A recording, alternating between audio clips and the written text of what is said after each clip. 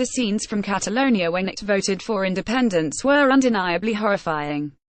Seeing the strong arm of the Spanish state seize ballot boxes was an ugly sight, especially in a functioning Western democracy. What was strange though was just how quickly a consensus appeared among British onlookers on social media, who until the Sunday appeared to have scarcely expressed an interest in the debate there. Following the awful scenes, everyone, it appeared, supported independence. This week, following the vote, a declaration of independence has been signed by regional leaders. Though the Catalonian government now says that it will first attempt a negotiated settlement with Spain, it seems there is only one outcome: independence. And this is something we Brits should celebrate, right? It's a triumph for democracy, and this is where I start feeling pretty awkward, as I'm not sure that we've really thought this through. The Catalonia crisis explained in 60 seconds. Since the end of World War II, there has been a taboo on redrawing Europe's borders for obvious reasons. Nobody wants to go back to a continent plagued by disputes about where the lines should be drawn. For the past 70 years, every European country has agreed for the greater good not to seriously contest this, with only a handful of relatively minor exceptions. It's easy to see why too, because one region declaring independence could lend legitimacy to the claims of other secessionist movements. What about Scotland, for example? Unsurprisingly, following the vote, the national newspaper, which supports independence, had a front page celebrating events in Catalonia, complete with Catalonian flag in the masthead.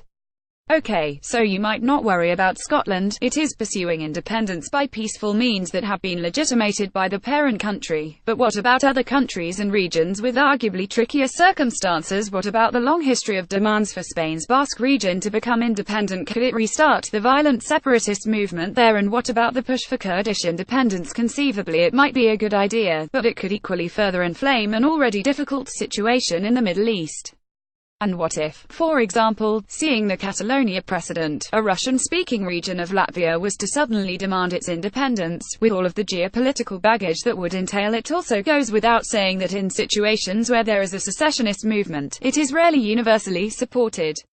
Look at Northern Ireland, Bosnia, Cyprus, and countless others. If we let the secessionist genie out of the bottle, it could be a recipe for igniting, or reigniting, dozens of potentially violent conflicts around the world.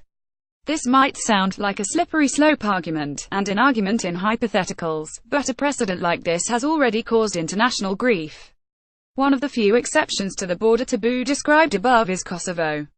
In 2008, the country, which used to be a part of Serbia, made a unilateral declaration of independence, just as Catalonia is threatening to do.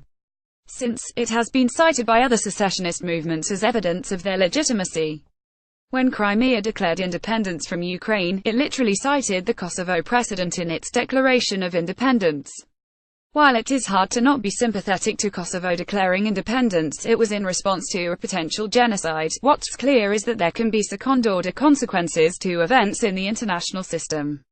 To be clear, despite the above, I'm not opposed to Catalonia becoming independent in principle, nor Kosovo, or even Crimea in isolation. These may or may not be good outcomes. Independence for a given region could be the best outcome for that specific circumstance, and there could be good reasons to break the no-border drawing taboo. In my hopefully uncontroversial view though, responding to a genocide is certainly a more valid reason to break the taboo than the lesser grievances held by Catalonia and indeed Scotland. Essentially then, what worries me is that we don't appreciate enough just how precarious global stability is. For 70 years, we've experienced peace in most of Europe, and most people alive today are no doubt conditioned to think that this stability in the international system is the default state of being. But the reality is that our relatively peaceful continent is only that way because everyone has broadly accepted the same rules and taboos. If we really want to start redrawing borders, are we sure that we're willing to open the Pandora's box that goes with it? Let's make sure we think through all of the consequences first, before throwing our uncritical support behind every seemingly benign secessionist cause. James O'Malley tweets as a Scythe: all more about Catalonia, Spain, and Dereef to reuse content.